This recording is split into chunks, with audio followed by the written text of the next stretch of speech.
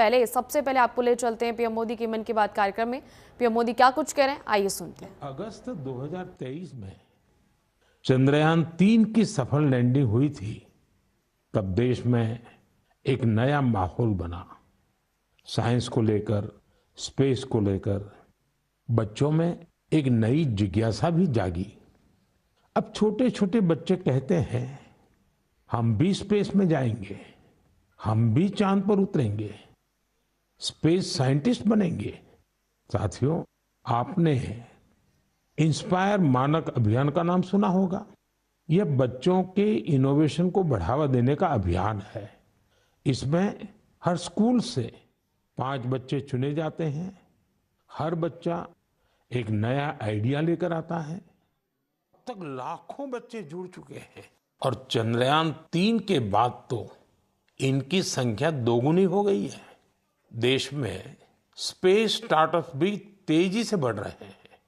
5 साल पहले 50 से भी कम स्टार्टअप थे, आज 200 से ज्यादा हो गए हैं सिर्फ स्पेस सेक्टर में। साथियों, अगले महीने 23 अगस्त को नेशनल स्पेस डे है।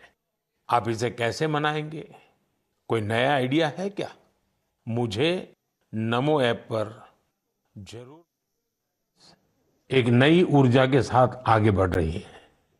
कुछ दिन पहले हमारे छात्रों ने इंटरनेशनल केमिस्ट्री ओलंपियाड में मेडल जीते हैं। देवेश पंकज, संदीप कुची, देवव्रत प्रियदर्शी और उज्जवल केशरी, इन चारों ने भारत का नाम रोशन किया।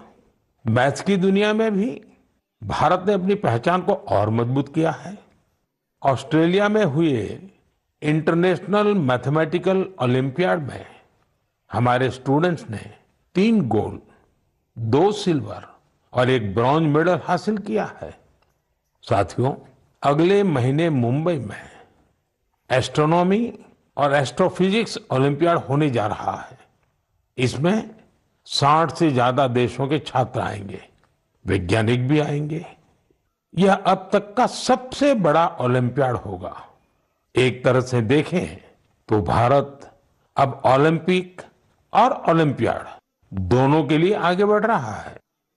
मेरे प्यारे देशवासियों, हम सभी को गर्व से भर देने वाली एक और खबर आई है यूनेस्को से। यूनेस्को ने 12 मराठा किलों को वर्ल्ड हेरिटेज साइट्स के रूप में मान्यता दी है। 11 किले महाराष्ट्र में, 1 किला तमिलनाडु में। हर किले से इतिहास का एक एक पन्ना जुड़ा है। हर पत्थर एक ऐतिहासिक घटना का गवाह है। सल्लेर का किला, जहां मुगलों की हार हुई, शिवनेरी, जहां छत्रपति शिवाजी महाराज का जन्म हुआ, किला ऐसा जिसे दुश्मन भेद न सके। खांदेरी का किला, समुद्र के बीच बना अद्भुत किला।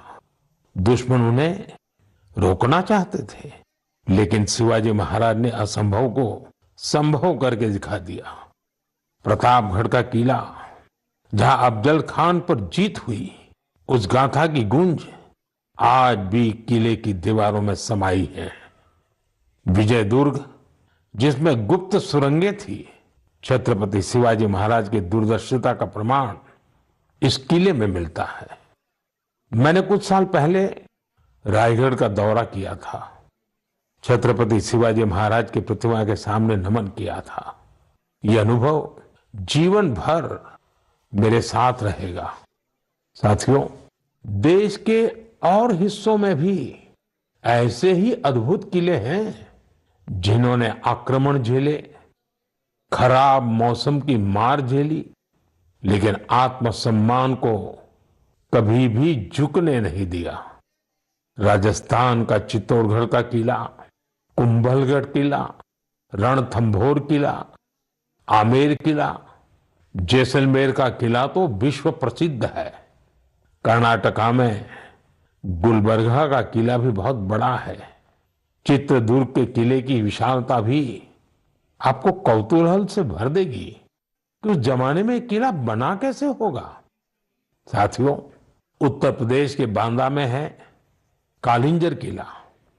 महमूद गजनवी ने कई बार इस किले पर हमला किया और हर बार असफल रहा। बुंदेलखंड में ऐसे कई किले हैं, ग्वालियर, झांसी, दतिया, अजयगढ़, गढ़कुंडार, चंदेरी। ये किले सिर्फ ईंट पत्थर नहीं है, ये हमारी संस्कृति के प्रतीक है।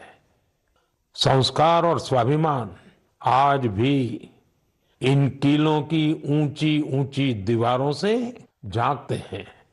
मैं सभी देशवासियों से आग्रह करता हूं, इन किलों की यात्रा करें, अपने इतिहास को जानें, गौरव महसूस करें। मेरे प्यारे देशवासियों, आप कल्पना कीजिए, बिल्कुल भोर का वक्त, बिहार का मुजफ्फरपुर शहर, तारीख है 11 अगस्त 1908। हर गली, हर चौराहा, हर हलचल उस समय जैसे थमी हुई थी। लोगों की आंखों में आंसू थे, लेकिन दिलों में ज्वाला थी। लोगों ने जेल को घेर रखा था, जहां एक 18 साल का युवक अंग्रेजों के खिलाफ अपना देश प्रेम व्यक्त करने की कीमत चुका रहा था।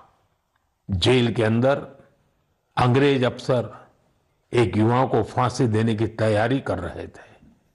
उस युवा के चेहरे पर भय नहीं था, बल्कि गर्व से भरा हुआ था। वो गर्व जो देश के लिए मर मिटने वालों को होता है। वो वीर, वो साहसी युवा थे खुदीराम बोस। सिर्फ 18 साल की उम्र में उन्होंने वो साहस दिखाया जिसने पूरे देश को झकझोर दिया। तब अखबारों ने भी लिखा था, खुदीराम बोस जब फांसी के फंदे की ओर बढ़े तो उनके चेहरे पर मुस्कान थी। ऐसे ही अनगिनत बलिदानों के बाद, सदियों की तपस्या के बाद हमें आजादी मिली थी।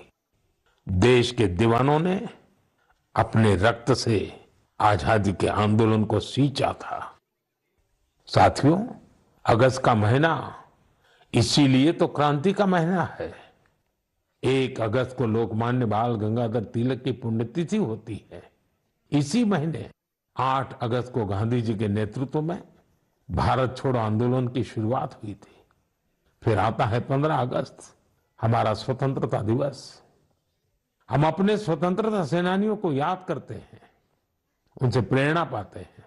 लेकिन साथियों, हमारी आजादी के साथ देश के बंटवारे की टीस भी जुड़ी हुई है। इसलिए हम 14 अगस्त को विभाजन विभीषिका स्मृति दिवस के रूप में मनाते हैं। मेरे प्यारे देशवासियों, 7 अगस्त 1905 को एक और क्रांति की शुरुआत हुई थी। स्वदेशी आंदोलन ने स्थानीय उत्पादों और खासकर हैंडलूम को एक नई ऊर्जा दी थी। इसी स्मृति में देश हर साल 7 अगस्त को नेशनल हैंडलूम डे मनाता है। इस साल 7 अगस्त को नेशनल हैंडलूम डे के 10 साल पूरे हो रहे हैं। आजादी की लड़ाई के समय जैसे हमारी खादी ने आजादी के आंदोलन को नई ताकत दी थी, वैसे ही आज जब देश विकसित भारत बनने के लिए कदम बढ़ा रहा है, तो टेक्सटाइल सेक्टर देश की ताकत बन रहा है। इन 10 वर्षों में देश के अलग अलग हिस्सों में इस सेक्टर से जुड़े लाखों लोगों ने सफलता की कई गाथाएं लिखी हैं। महाराष्ट्र के पैठण गांव की कविता धवले पहले एक छोटे से कमरे में काम करती थी। न जगह थी और न ही सुविधा। सरकार से मदद मिली, अब उनका हुनर उड़ान भर रहा है। वो 3 गुना ज्यादा कमा रही है। खुद अपनी बनाई पैठणी साड़ियां बेच रही है। उड़ीसा के मयूरभंज में भी सफलता की ऐसी ही कहानी है। यहाँ 650 से ज्यादा आदिवासी महिलाओं ने संथाली साड़ी को फिर से जीवित किया है। अब ये महिलाएं हर महीने हजारों रुपये कमा रही हैं। ये सिर्फ कपड़ा नहीं बना रही, अपनी पहचान गढ़ रही हैं। बिहार के नालंदा से नवीन कुमार की उपलब्धि भी प्रेरणादायक है। उनका परिवार पीढ़ियों से इस काम से जुड़ा है। लेकिन सबसे अच्छी बात ये कि उनके परिवार ने अब इस फील्ड में आधुनिकता का भी समावेश किया है। अब उनके बच्चे हैंडलूम टेक्नोलॉजी की पढ़ाई कर रहे हैं, बड़े ब्रांड्स में काम कर रहे हैं। ये बदलाव सिर्फ एक परिवार का नहीं है, ये आसपास के अनेक परिवारों को आगे बढ़ा रहा है। साथियों, टेक्सटाइल भारत का सिर्फ एक सेक्टर नहीं है, ये हमारी सांस्कृतिक विविधता की मिसाल है। आज टेक्सटाइल और अपैरेल मार्केट बहुत तेजी से बढ़ रहा है और इस विकास की सबसे सुंदर बात यह है कि गांवों की महिलाएं, शहरों के डिजाइनर, बुजुर्ग बुनकर और स्टार्टअप शुरू करने वाले हमारे युवा सब मिलकर इसे आगे बढ़ा रहे हैं। आज भारत में 3000 से ज्यादा टेक्सटाइल स्टार्टअप सक्रिय हैं। कई स्टार्टअप्स ने भारत की हैंडलूम पहचान को ग्लोबल हाइट दी है।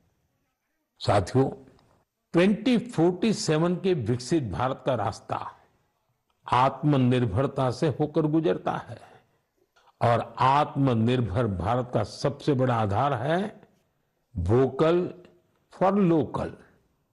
जो चीजें भारत में बनी हो, जिसे बनाने में किसी भारतीय का पसीना बहा हो, वही खरीदे और वही बेचे, ये हमारा संकल्प होना चाहिए। मेरे प्यारे देशवासियों, भारत की विविधता की सबसे खूबसूरत झलक हमारे लोकगीतों और परंपराओं में मिलती है और इसी का हिस्सा होता है हमारे भजन और हमारे कीर्तन। लेकिन क्या आपने कभी सुना है कि कीर्तन के जरिए फॉरेस्ट फायर के प्रति लोगों को जागरूक किया जाए? शायद आपको विश्वास न हो, लेकिन ओडिशा के क्योंझर जिले में एक अद्भुत कार्य हो रहा है। यहां राधा कृष्ण संकीर्तन मंडली नाम की एक टोली है। भक्ति के साथ साथ ये टोली आज पर्यावरण संरक्षण का भी मंत्र जप रही है। इस पहल की प्रेरणा है प्रमिला प्रधान जी। जंगल और पर्यावरण की रक्षा के लिए उन्होंने पारंपरिक गीतों में नए बोल जोड़े, नए संदेश जोड़े। उनकी टोली गांव-गांव गई, गीतों के माध्यम से लोगों को समझाया कि जंगल में लगने वाली आग से कितना नुकसान होता है। ये उदाहरण हमें याद दिलाता है कि हमारी लोक परंपराएं कोई बीते युग की चीज नहीं है। इनमें आज भी समाज को दिशा देने की शक्ति है। मेरे प्यारे देशवासियों, भारत की संस्कृति का बहुत बड़ा आधार हमारे त्योहार और परंपराएं हैं। लेकिन हमारी संस्कृति की जीवंतता का एक और पक्ष है। ये पक्ष है अपने वर्तमान और अपने इतिहास को डॉक्यूमेंट करते रहना। हमारी असली ताकत वो ज्ञान है जिसे सदियों से पांडुलिपियां मैन्युस्क्रिप्ट के रूप में सहेजा गया है।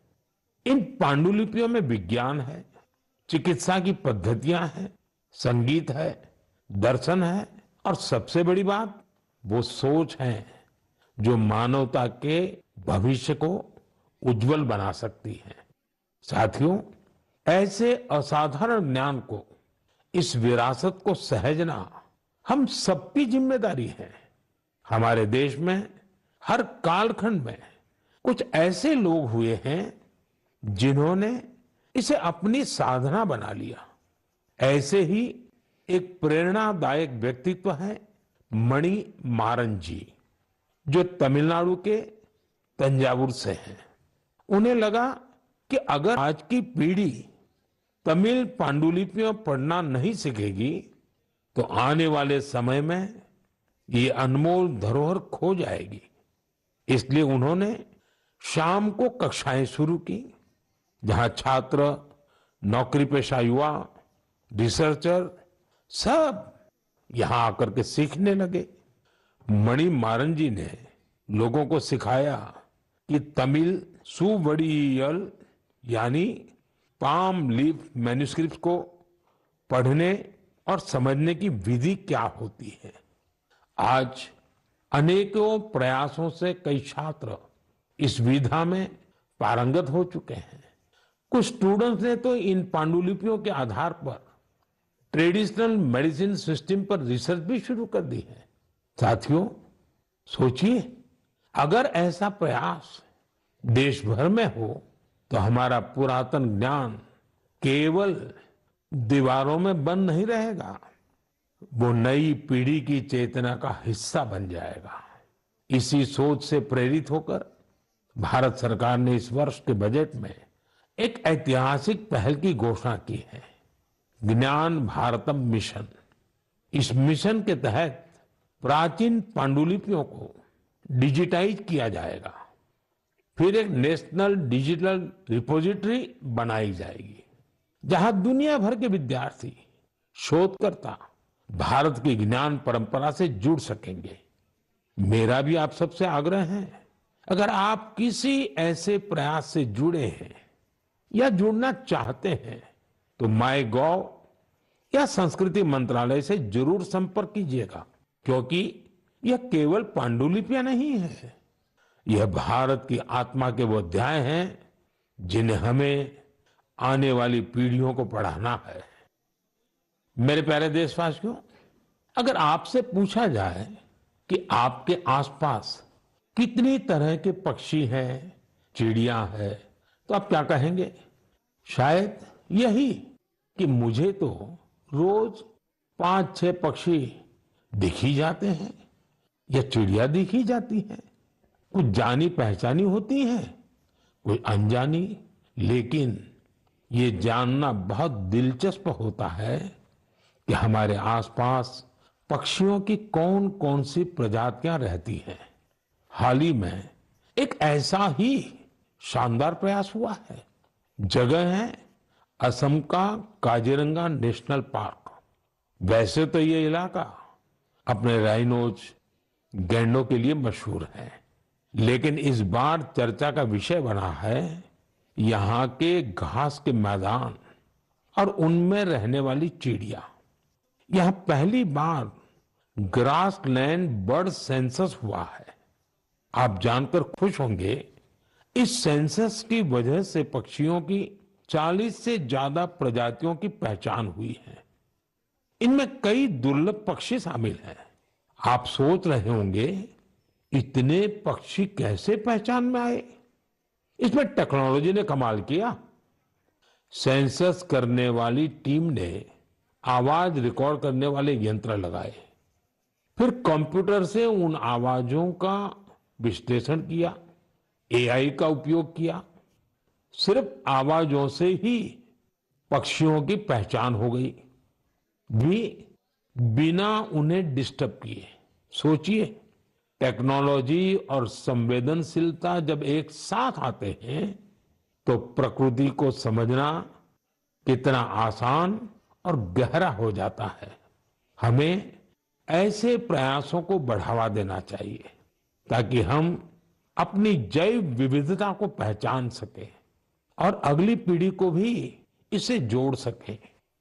मेरे प्यारे देशवासियों, कभी कभी सबसे बड़ा उजाला वहीं से फूटता है जहां अंधेरे ने सबसे ज्यादा डेरा जमाया हो।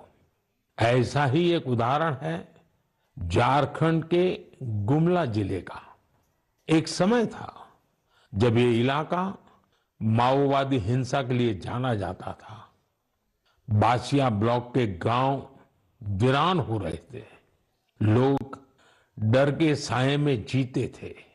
रोजगार की कोई संभावना नजर नहीं आती थी। जमीनें खाली पड़ी थी और नौजवान पलायन कर रहे थे। लेकिन फिर बदलाव की एक बहुत ही शांत और धैर्य से भरी हुई शुरुआत हुई। ओम प्रकाश साहू जी नाम के एक युवक ने हिंसा का रास्ता छोड़ दिया। उन्होंने मछली पालन शुरू किया, फिर अपने जैसे कई साथियों को भी इसके लिए प्रेरित किया। उनके इस प्रयास का असर भी हुआ। जो पहले बंदूक थामे हुए थे, अब मछली पकड़ने वाला जाल थाम चुके हैं। साथियों, ओम प्रकाश साहू जी की शुरुआत आसान नहीं थी। विरोध हुआ, धमकियां मिली, लेकिन हौसला नहीं टूटा। जब प्रधानमंत्री मत्स्य संपदा योजना आई तो उन्हें नई ताकत मिली, सरकार से ट्रेनिंग मिली, तालाब बनाने में मदद मिली और देखते देखते गुमला में मत्स्य क्रांति का सूत्रपात हो गया। आज बासिया ब्लॉक के 150 से ज्यादा परिवार मछली पालन से जुड़ चुके हैं। कई तो ऐसे लोग हैं जो कभी नक्सली संगठन में थे, अब वे गांव में ही सम्मान से जीवन जी रहे हैं और दूसरों को रोजगार दे रहे हैं। गुमला की यह यात्रा हमें सिखाती है, अगर रास्ता सही हो और मन में भरोसा हो तो सबसे कठिन परिस्थितियों में भी विकास का दीप जल सकता है। मेरे प्यारे देशवासियों, क्या आप जानते हैं ओलंपिक के बाद सबसे बड़ा खेल आयोजन कौन सा होता है? इसका उत्तर है world police and fire games. दुनिया भर के पुलिसकर्मी, फायर फाइटर्स, सिक्योरिटी से जुड़े लोग, उनके बीच होने वाला स्पोर्ट्स टूर्नामेंट। इस बार यह टूर्नामेंट अमेरिका में हुआ और इसमें भारत ने इतिहास रच दिया। भारत ने करीब करीब 600 मेडल जीते। 71 देशों में हम टॉप 3 में पहुंचे। उन वर्दीधारियों की मेहनत रंग लाई जो दिन रात देश के लिए खड़े रहते हैं। हमारे ये साथी अब खेल के मैदान में भी झंडा बुलंद कर रहे हैं। मैं सभी खिलाड़ियों और कोचिंग टीम को बधाई देता हूं। वैसे आपके लिए ये भी जानना दिलचस्प होगा कि 2029 में ये गेम्स भारत में होंगे। दुनिया भर से खिलाड़ी हमारे देश आएंगे। हम उन्हें भारत की मेहमान नवाजी दिखाएंगे, अपनी खेल संस्कृति से परिचय कराएंगे। साथियों, बीते दिनों मुझे कई यंग एथलीट्स और उनके पेरेंट्स के संदेश मिले हैं। इनमें खेलो भारत नीति 2025 की खूब सराहना की गई है। इस नीति का लक्ष्य साफ है, भारत को स्पोर्टिंग सुपर पावर बनाना। गांव, गरीब और बेटियां इस नीति की प्राथमिकता है। स्कूल और कॉलेज अब खेल को रोजमर्रा की जिंदगी का हिस्सा बनाएंगे। खेलों से जुड़े स्टार्टअप्स, चाहे वो स्पोर्ट्स मैनेजमेंट हो या मैन्युफैक्चरिंग से जुड़े हो, उनकी हर तरह से मदद की जाएगी। सोचिए, जब देश का युवा खुद के बनाए रैकेट, बैट और बॉल के साथ खेलेगा तो आत्मनिर्भरता के मिशन को कितनी बड़ी ताकत मिलेगी। साथियों, खेल टीम स्पिरिट पैदा करते हैं। ये फिटनेस, आत्मविश्वास और एक मजबूत भारत के निर्माण का रास्ता है। इसलिए खूब खेलिए, खूब खेलिए। मेरे प्यारे देशवासियों, कुछ लोगों को कभी कभी कोई काम नामुमकिन सा लगता है क्या ये भी हो पाएगा? लेकिन जब देश एक सोच पर एक साथ आ जाए तो असंभव भी संभव हो जाता है।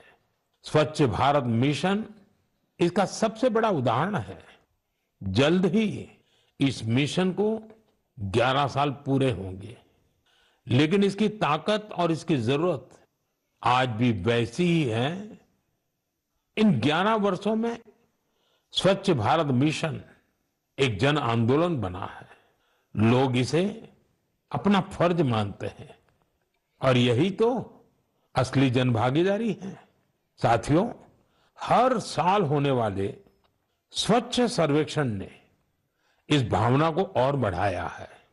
इस साल देश के 4,500 से ज्यादा शहर और कस्बे इससे जुड़े 15 करोड़ से अधिक लोगों ने इसमें भाग लिया। ये कोई सामान्य संख्या नहीं है, ये स्वच्छ भारत की आवाज है।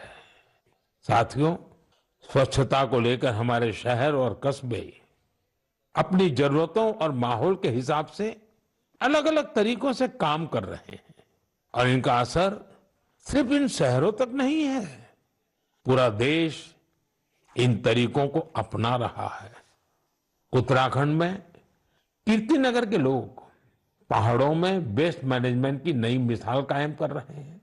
ऐसे ही बेंगलुरु में टेक्नोलॉजी से ऑर्गेनिक वेस्ट मैनेजमेंट का काम हो रहा है। अरुणाचल में एक छोटा सा शहर रोइंग है। एक समय था जब यहां लोगों के स्वास्थ्य के सामने वेस्ट मैनेजमेंट बहुत बड़ा चैलेंज था। यहां के लोगों ने इसकी जिम्मेदारी ली, ग्रीन रोइंग इनिशिएटिव शुरू हुआ और फिर रिसाइकल वेस्ट से एक पूरा पार्क बना दिया गया। ऐसे ही कराड़ में, विजयवाड़ा में वाटर मैनेजमेंट के कई नए उदाहरण बने हैं। अहमदाबाद में रिवर फ्रंट पर सफाई ने भी सबका ध्यान खींचा है। साथियों, भोपाल की एक टीम का नाम है सकारात्मक सोच। इसमें 200 महिलाएं हैं। ये सिर्फ सफाई नहीं करती, सोच भी बदलती है। एक साथ मिलकर शहर के 17 पार्कों की सफाई करना, कपड़े के थैले बांटना, इनका हर कदम एक संदेश है। ऐसे प्रयासों की वजह से ही भोपाल भी अब स्वच्छ सर्वेक्षण में काफी आगे आ गया है। लखनऊ की गोमती नदी टीम का जिक्र भी जरूरी है। 10 साल से हर रविवार बिना थके, बिना रुके इस टीम के लोग स्वच्छता के काम में जुटे हैं। छत्तीसगढ़ के बिल्हा का उदाहरण भी शानदार है। यहां महिलाओं को वेस्ट मैनेजमेंट की ट्रेनिंग दी गई और उन्होंने मिलकर शहर की तस्वीर बदल डाली। गोवा के पणजी शहर का उदाहरण भी प्रेरक है। वहां कचरे को 16 कैटेगरी में बांटा जाता है और इसका नेतृत्व भी महिलाएं कर रही हैं। पणजी को तो राष्ट्रपति पुरस्कार भी मिला है। साथियों, स्वच्छता सिर्फ एक वक्त का, एक दिन का काम नहीं है। जब हम साल में हर दिन, हर पल स्वच्छता को प्राथमिकता देंगे, तभी देश स्वच्छ रह पाएगा। साथियों, सावन की फुहारों के बीच देश एक बार फिर त्योहारों की रौनक से सजने जा रहा है। आज हरियाली तीज है, फिर नागपंचमी और रक्षाबंधन, फिर जन्माष्टमी, हमारे नटखट कान्हा के जन्म का उत्सव। ये सभी पर्व यहाँ हमारी भावनाओं से जुड़े हैं। ये हमें प्रकृति से जुड़ाव और संतुलन का भी संदेश देते हैं। आप सभी को इन पावन पर्वों की ढेर सारी शुभकामनाएं। मेरे प्यारे साथियों, अपने विचार और अनुभव साझा करते रहिए।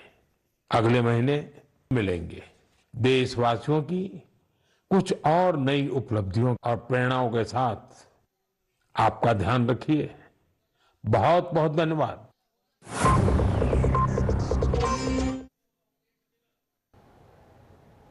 तो अभी आप प्रधानमंत्री नरेंद्र मोदी को सुन रहे थे। उन्होंने अपने कार्यक्रम की शुरुआत शिवांशु शुक्ला की वापसी से शुरू की और उन्होंने इस बीच तमाम विषयों पर चर्चा की। खेल हो, चाहे वो युवाओं को प्रेरित करना हो या फिर इंफ्रास्ट्रक्चर की बातें हो, इन सभी मुद्दों पर विशेष तौर पर पीएम नरेंद्र मोदी ने जिक्र किया और साथ ही साथ मराठा के उन 12 किलो का भी जिक्र किया। और उन्होंने कहा कि भारत की विरासत को कैसे बनाए रखना है, भारत में बन रही चीजों को कैसे आगे बढ़ाना है, इन सभी विषयों पर उनका विशेष तौर पर फोकस देखने को मिला और हमने उन्हें सुना। और साथ ही साथ उन्होंने जाते जाते एक बार फिर आगामी त्योहारों को लेकर भी शुभकामनाएं प्रेषित की। और फिलहाल मेरे साथ खबरों में बस इतना ही। लगातार बने रहिए जनतंत्र टीवी के साथ। नमस्कार।